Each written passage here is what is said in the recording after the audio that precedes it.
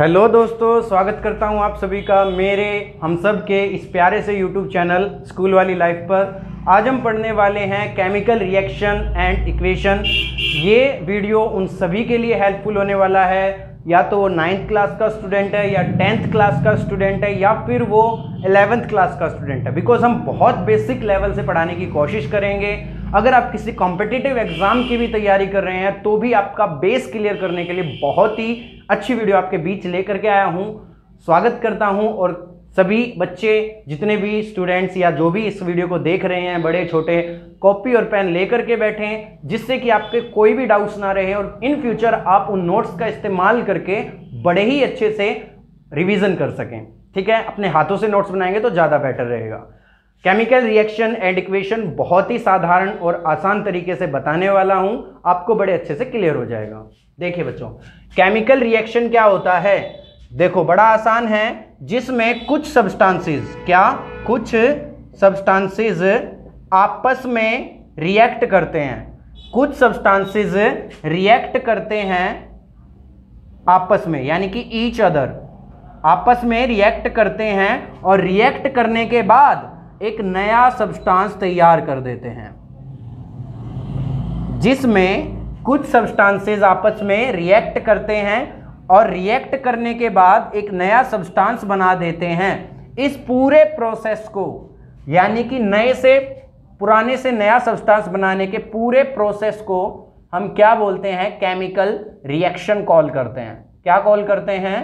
Chemical reaction. मेरे ख्याल से आ गया समझ में। नहीं आया है तो पॉज करके एक बार फिर से देखें, पीछे से आपको समझ में आ जाएगा। एक बार देखें कि कुछ सब्सटेंस आपस में रिएक्ट करके जो नया सब्सटेंस तैयार करते हैं उसको हम केमिकल रिएक्शन का नाम देते हैं, उस पूरे प्रोसेस को। जनरली जो कुछ सब्सटेंस मैंने बोले, अब मैं इनको बोलूंगा, इन्होंने पुराना सब्सटेंस, ओल्ड सब्सटेंस थे जो एग्जिस्ट कर रहे थे, उन्होंने नया सब्सटेंस बना दिया। जो रिएक्ट कर रहे थे आपस में, इनको बोलते हैं बच्चों रिएक्टेंट। क्या बोलते हैं? रिएक्टेंट। और जो नया सब्सटेंस बन गया केमिकल रिएक्शन के दौरान, उसको बोलेंगे प्रोडक्ट। आ गया? आसान था, आ गया होगा। जो पुराना सब्सटेंस था उसको बोलेंगे, क्या बोलेंगे? रिएक्टेंट। और जो नया सब्सटेंस बन गया उसको बोलेंगे प्रोडक्ट। बहुत बेसिक तरीके से बताऊंगा, किसी भी एग्जाम के लिए बहुत इंपॉर्टेंट होने वाली है वीडियो। ठीक है, आसानी से समझ सकते हो, बिल्कुल इजी कंसेप्ट है और इजीली तरीके से आपको क्लियर कर रहा हूँ। ठीक है ना। इसके अलावा बच्चों देखो, इसके अलावा हमने क्या किया कि कुछ सब्सटेंस, अब मान लो मैं सब्सटेंस ले लेता हूँ यहाँ पे जो रिएक्ट करेंगे आपस में। मैंने ले लिया, मान लो यहाँ पे अगर आप ले लो मैग्नीशियम। मैंने मैग्नीशियम ही क्यों लिया? मैंने इसलिए लिया क्योंकि आप एनसीईआरटी की 10th क्लास की बुक उठाओगे तो आप पढ़ोगे तो आपको अच्छे से आएगा, क्योंकि वही है फर्स्ट रिएक्शन में। ओल्ड सब्सटेंस मैंने चूज किए बच्चों रिएक्ट कराने के लिए। मैग्नीशियम का एक रिबन लिया है, ऑक्सीजन की प्रेजेंस में उसको करा रहा हूं मैं रिएक्ट, यानी कि जला रहा हूं, कुल मिला के बर्न कर रहा हूं, उसको जला रहा हूं। जैसे ही मैंने इसको बर्न किया, ये मैग्नीशियम ऑक्सीजन के साथ बर्न होकर के इसने नया सब्सटेंस क्या बनाया?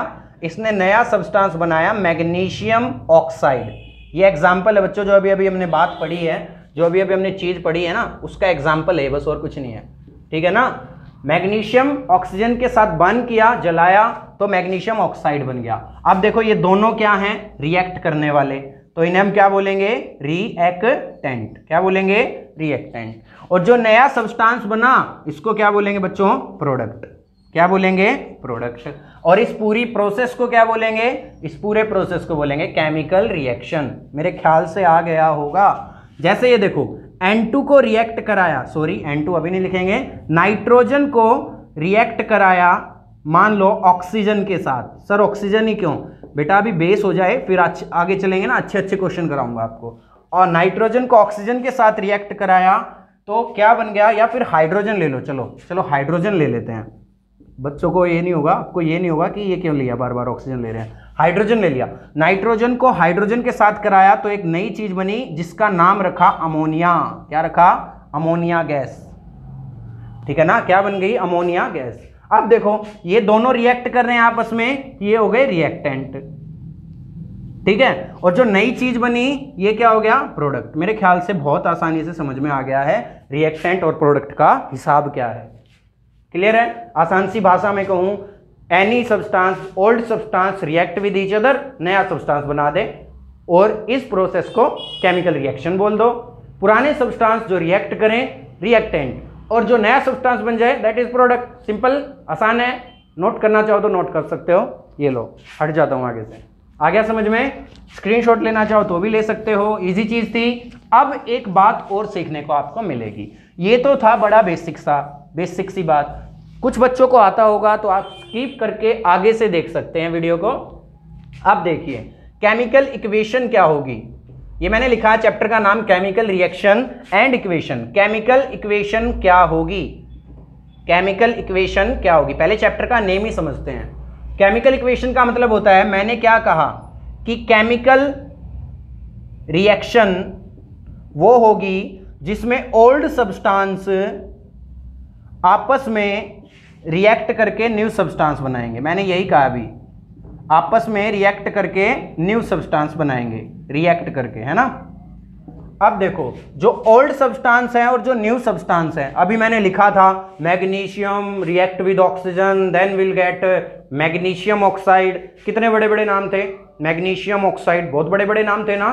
तो अगर इन बड़े बड़े नामों को हम पढ़ने लग जाएं, बार बार रिएक्शन के दौरान लिखने लग जाएं, तो क्या होगा, बड़ा टाइम वेस्ट होगा, याद करने में भी दिक्कत होगी।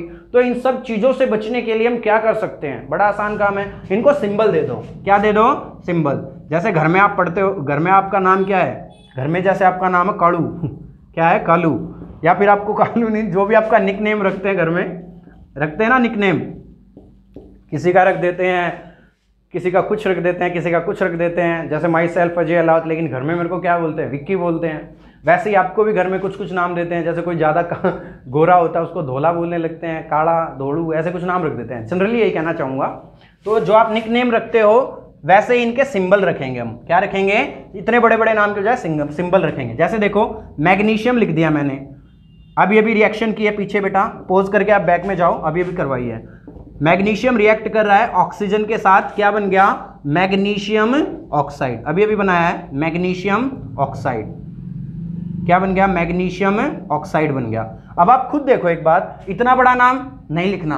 केमिकल इक्वेशन आपको आसान रास्ता दिखा देती है। मैग्नीशियम को आप लिखो Mg, क्योंकि साइंस ने ये सिंबल दिया हमें। ऑक्सीजन को लिख सकते हो आप बच्चों O2, और दोनों रिएक्ट करके जो नई चीज बना रहे हैं उसको आप मैग्नीशियम ऑक्साइड को लिखो MgO। कुछ सिंबल हैं, कंफ्यूज होने की जरूरत नहीं है, धीरे धीरे आप पढ़ोगे ना आपको क्लियर हो जाएंगे। और कुछ भी मैं भी बताता चलूंगा आपको कि कैसे क्लियर होंगे, ठीक है ना। तो आप जनरली याद रख सकते हैं, मैग्नीशियम को आप लिखोगे Mg, ऑक्सीजन को आप लिखोगे O2 और इसको लिखोगे मैग्नीशियम ऑक्साइड। मेरे ख्याल से आ गया समझ में। अब देखो मैंने क्या किया, बीच में ना ये एरो लगा रखी है, क्या लगा रखी है, एरो के इस साइड, एरो के जो लेफ्ट साइड में है, एरो के लेफ्ट साइड में जितने भी हैं वो सारे क्या हैं, रिएक्टेंट हैं। क्या हैं वो, सारे रिएक्टेंट हैं। और एरो के राइट साइड में जो है बेटा वो प्रोडक्ट हैं। यानी कि जनरली केमिकल इक्वेशन में होता क्या है, आप सिंबल देते हो रिएक्टेंट को भी प्रोडक्ट को भी।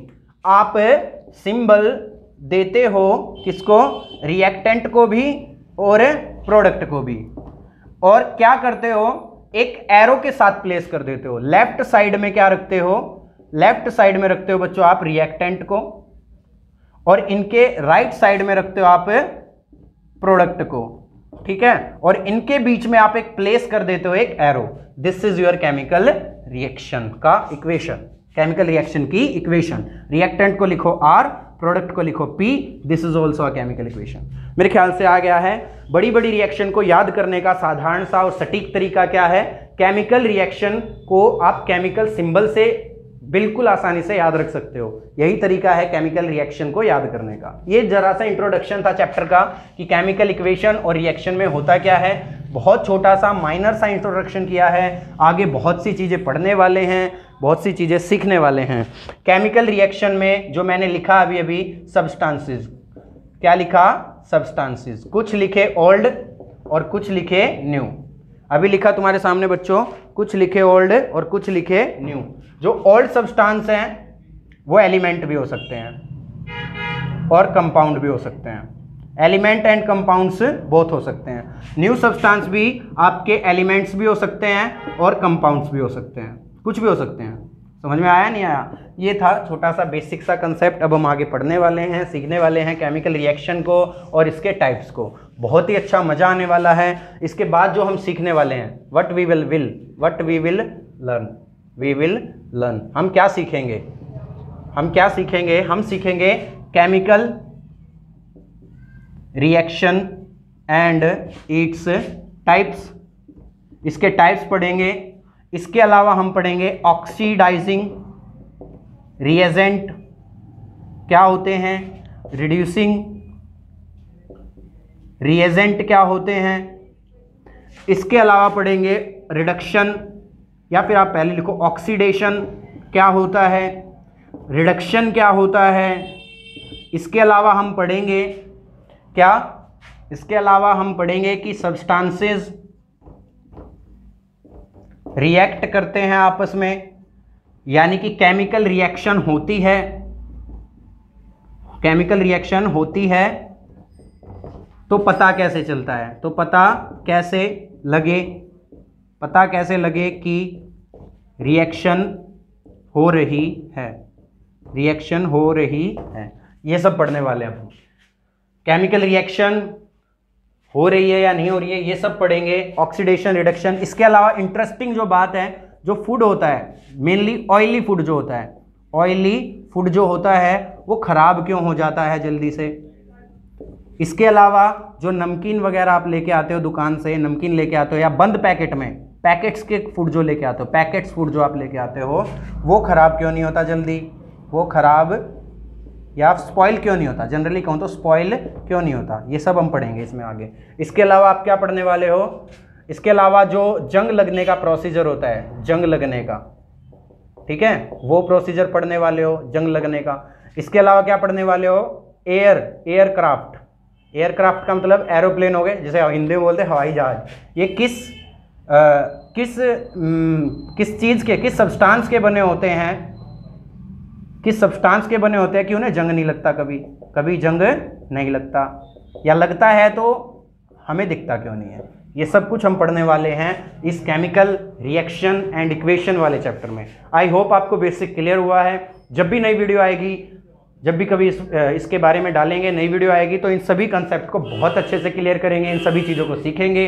तब तक के लिए हमारे चैनल के साथ, हमारे नहीं, आप सबके और हम सबके चैनल के साथ, स्कूल वाली लाइफ के साथ बने रहें, टिके रहें और मज़े के साथ पढ़ते रहें और शरारतें कम करें। जय हिंद, जय भारत।